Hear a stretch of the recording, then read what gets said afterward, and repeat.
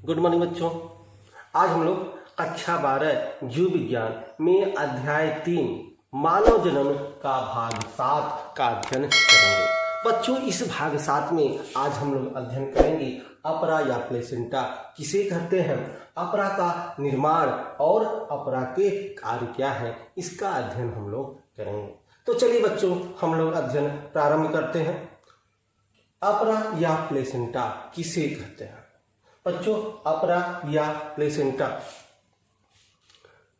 भ्रूण तथा मां के बीच एक संरचनात्मक तथा क्रियात्मक इकाई को अपरा या प्लेसेंटा कहते हैं। ध्यान दीजिए बच्चों, इसकी परिभाषा अपरा या प्लेसेंटा किसे कहते हैं? भ्रूण तथा मां के बीच एक संरचनात्मक तथा क्रियात्मक इकाई को ही अपरा या प्लेसेंटा कहते हैं।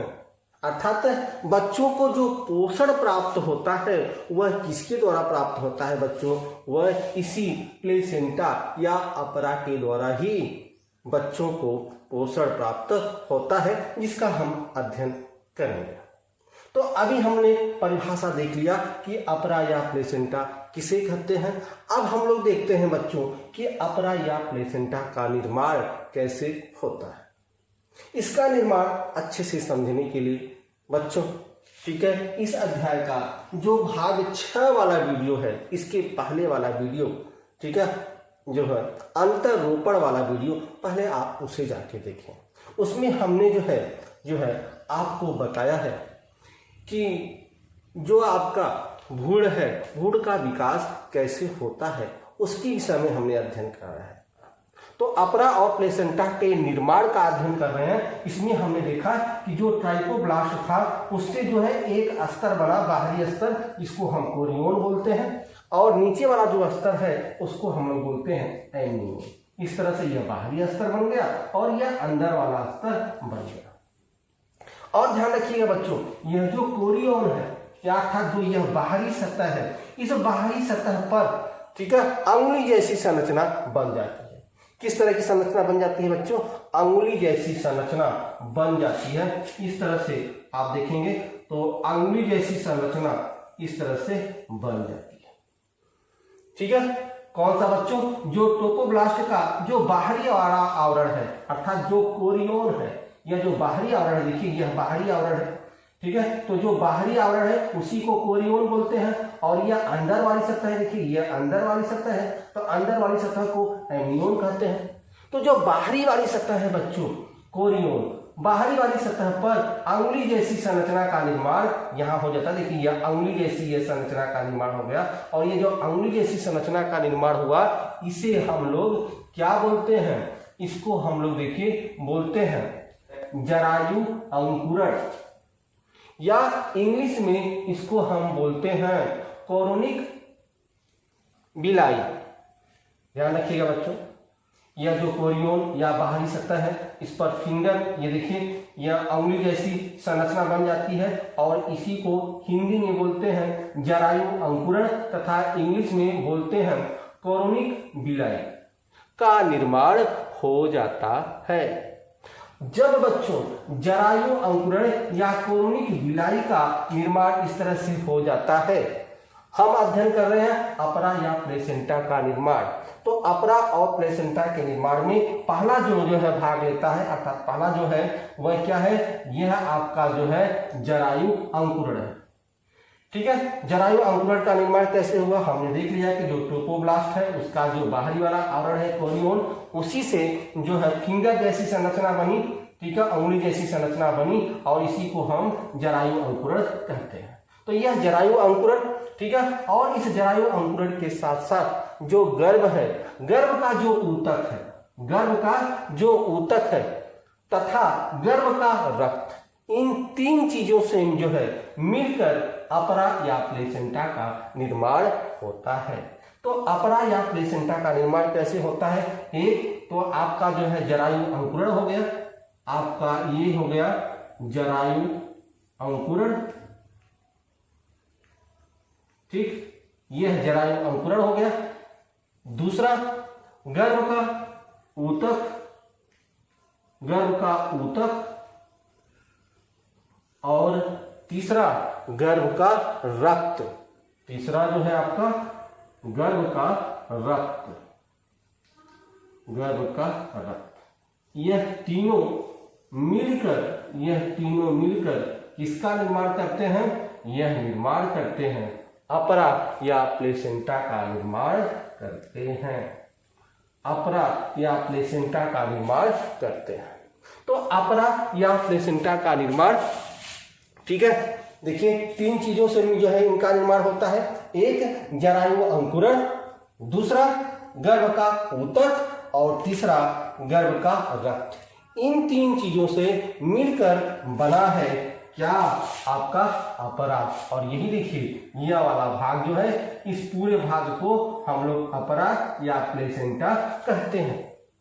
ठीक है, अपरा या प्लेसेंटा किससे मिलकर बना है? यह जरायु अंकुरण तथा गर्भ का ऊतक और गर्भ के रक्त से मिलकर यह जरायु अंकुरण का निर्माण हुआ है। ठीक है बच्चों, अब ध्यान रखिएगा, यह जो अपरा है, इस अपरा का निर्माण कब होता है? यह अपरा का निर्माण निषेचन के, ठीक है, 7 से 10 दिन, निषेचन के 7 से 10 दिन लग जाता है इस अपरा के निर्माण में। अर्थात जो यह अपरा है वह निषेचन के 7 दिन बाद ही इसका निर्माण होता है। और जो आपका गर्भ है, गर्भ में जो भ्रूण जो है, जो शिशु पल रहा है, ठीक है, इसको पोषण तब मिलता है जब अपरा का निर्माण हो जाता है। तो इसी अपरा से इस भ्रूण को पोषण मिलता है। लेकिन निषेचन के 7 दिन बाद, निषेचन के पहले जो शिशु है, जो गर्भ में है, ठीक है, उसको जो पोषण वह स्वयं जो है पोषण लेता है। अर्थात हमने जो है पिछले वाले वीडियो में पढ़ा है कि जब ब्लास्टोसिस्ट बन जाता है तो ब्लास्टोसिस्ट या ब्लास्टुला की अवस्था में ही जो आपका यह जो गर्भ है, ठीक है, वह जो है अंतरोपण होता है गर्भाशय में। ठीक है, जो निषेचन के बाद जो है आपका युग्मज बना था, भ्रूण का विकास हुआ था, ठीक है, उनका जो है अंतरोपण कब होता है? कब गर्भाशय की दीवार पर वो चिपकते हैं? जब ब्लास्टुला या ब्लास्टोसिस्ट का निर्माण हो जाता है, तभी यह गर्भाशय के आंतरिक दीवार पर जो है यह आके चिपकते हैं। और इसी घटना को हमने पिछले वीडियो में पढ़ा था, जिसको हम अंतरोपण कहते हैं। तो जब यह अंतरोपण गर्भाशय में हो जाता है, तभी जो है अपरा से भ्रूण को पोषण मिलता है। उसके पहले अर्थात ब्लास्टुला के पहले शिशु को जो पोषण मिलता है वह स्वयं पोषण प्राप्त करता है। ठीक है बच्चों, यह ध्यान रखिएगा। और अपरा का निर्माण 7 दिन बाद ही होता है। और अपरा का निर्माण किन चीजों से मिलकर बना हुआ है, हमने इसका अध्ययन कर लिया कि किन चीजों से जो है अपरा का निर्माण हुआ है। अब ध्यान रखिएगा बच्चों, यह तो अपरा हो गया आपका, ठीक है, और यह आपका जो है, देखिए यह भ्रूण है और यह आपका क्या है, यह आपका गर्भ है, ठीक है, फीटस है। तो फीटस अर्थात जो गर्भ है, फीटस, और यह जो आपका अपरा है, ठीक है, उन दोनों के बीच, ठीक है, एक कड़ी का काम करता है, अर्थात उनको जोड़ने का कार्य करता है यह वाला, ठीक है। और इसको हम बोलते हैं क्या? इसको हम बोलते हैं अम्बिलिकल कॉर्ड। अम्बिलिकल कॉर्ड या हिंदी में इसको बोलते हैं नाभि रज्जु। अर्थात जो आपका फीटस है, ठीक है, और जो आपका अपरा है, प्लेसेंटा है, ठीक है, उन दोनों को जोड़ने का काम करता है अम्बिलिकल कॉर्ड या नाभि रज्जु। इन्हीं के द्वारा जो है वह एक दूसरे से जुड़ते हैं। यह नाभि रज्जु या अम्बिलिकल कॉर्ड क्या है बच्चों? जब देखते हैं कि शिशु का जन्म होता है तो जो दाई होती है या जो नर्स होती है गांव में, क्योंकि गांव में, ठीक है, मेडिकल की इतनी अच्छी व्यवस्थाएं नहीं हो पाती, ठीक है, हॉस्पिटल नजदीक नहीं होता, तो जो दाई होती हैं ठीक है, या जो नर्स होती हैं वह क्या होती हैं, जब बच्चे का जन्म होता है तो आप देखते हैं कि जो है एक नाड़ी जैसी संरचना होती है, नाड़ी होती है, दाई क्या करती है, उस नाड़ी को काटती है और जिससे जो है शिशु और जो माँ है वह अलग होता है। तो जन्म के समय वह नाड़ी जो है वह लगा रहता है, जन्म के बाद हम उस नाड़ी को काटते हैं। तो यही बच्चों, यही अम्बिलिकल कॉर्ड या नाभि रज्जु है, जो नाड़ी है जिसको शिशु के बाद हम उसको काटकर जो है शिशु और माँ को अलग करते हैं। अर्थात ध्यान रखिए, जो माँ है और जो यह गुड़ है वह एक दूसरे से, अर्थात यह अपरा प्लेसेंटा और तथा जो आपका फीटस है वह एक दूसरे से इसी नाभि रज्जु द्वारा जुड़े होते हैं।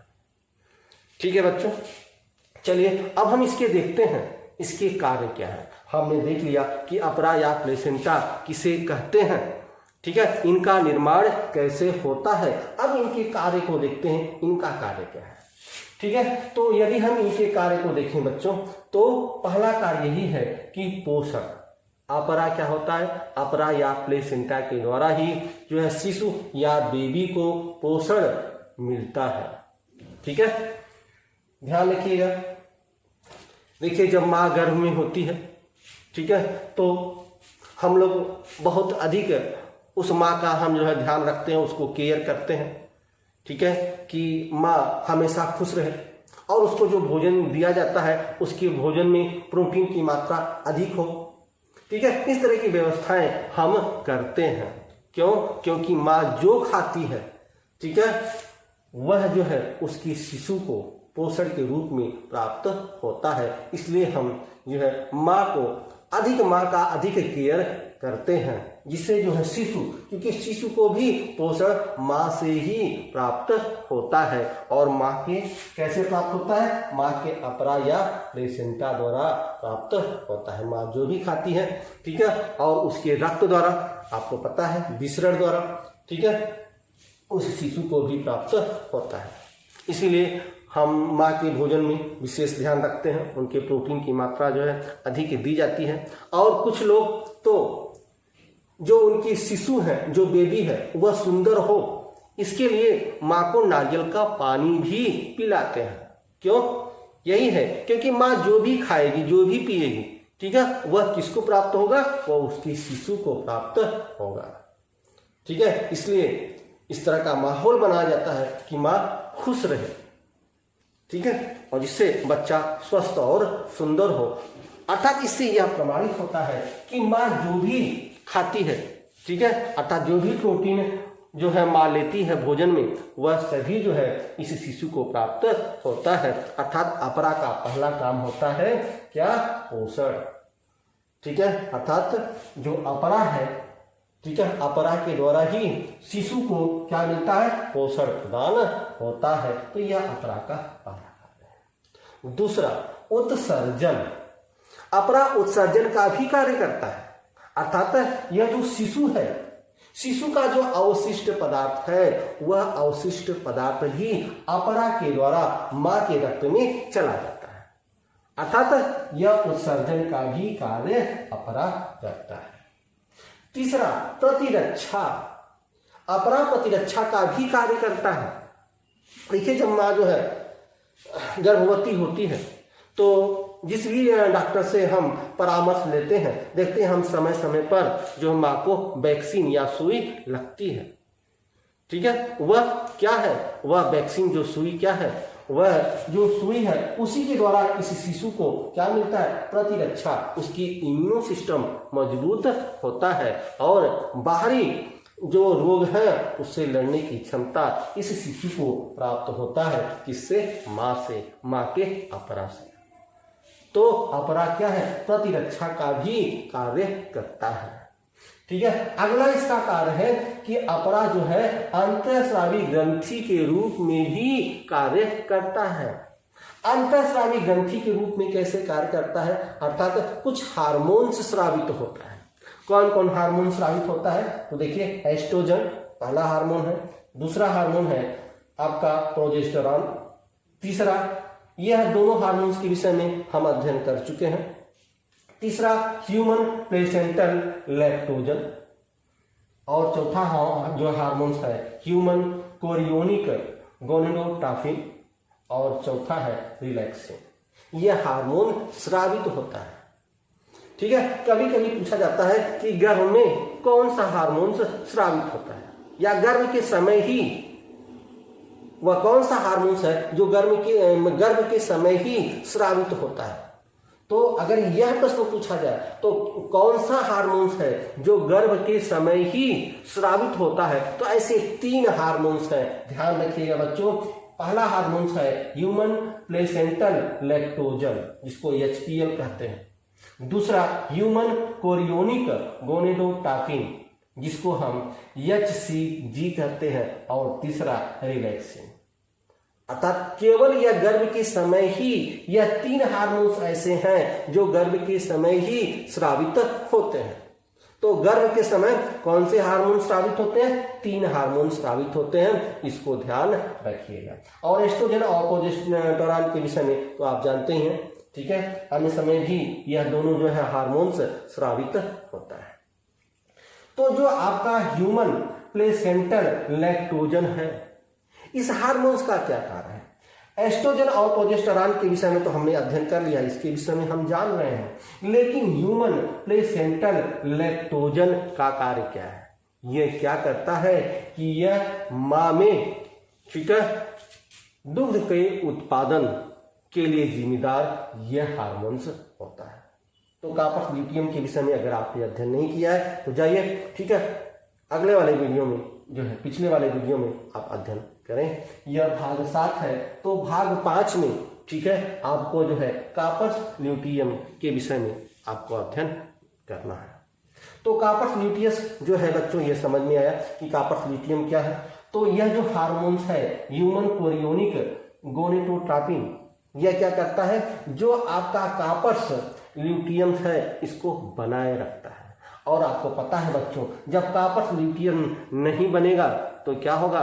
तो आपको पता है गर्भधारण नहीं होता, निषेचन जब होता है तभी यह होता है। और इसी के कारण जो है, जो आपका प्रोजेस्टेरोन है वह नियमित रूप से स्रावित होता है, ठीक है। तो जो आपका ह्यूमन कोरियोनिक गोनेडोट्रोपिन है, ठीक है, यह क्या करता है? यह आपका कार्पस ल्यूटियम को बनाए रखता है, और जिसके कारण जो है प्रोजेस्टेरोन नियमित रूप से स्रावित होता है, अर्थात गर्भ को बनाने में जो है यह सहायक होता है। तीसरा जो हार्मोन्स है वह रिलैक्सिन हार्मोन्स है। यह भी गर्भ को जो है बनाए रखने में मदद करता है। इस तरह से जो है आपका अपरा जो है अंतःस्रावी ग्रंथि के रूप में भी कार्य करता है, ठीक है। तो और ध्यान रखिए कि यदि माँ को, ठीक है, एड्स जो है माँ एड्स की रोगी है, तो उस बच्चे को भी एड्स का रोग हो जाता है।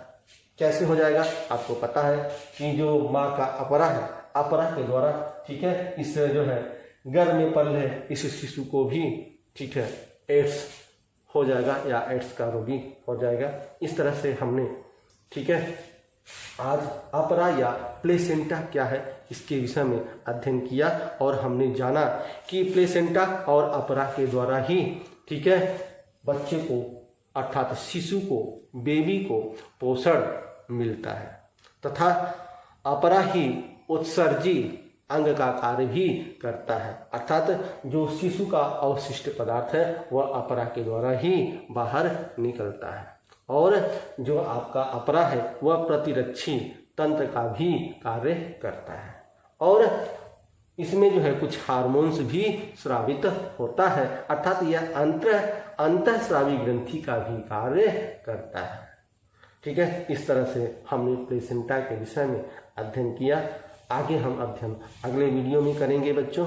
यदि आपको बच्चों यह आपको समझ में आ रहा है तो इस चैनल को, ठीक है, आप लोग सब्सक्राइब, ठीक है, लाइक तथा शेयर जरूर कीजिएगा। चलिए बच्चों, मिलते हैं आपसे अगले वीडियो में, तब तक के लिए बच्चों।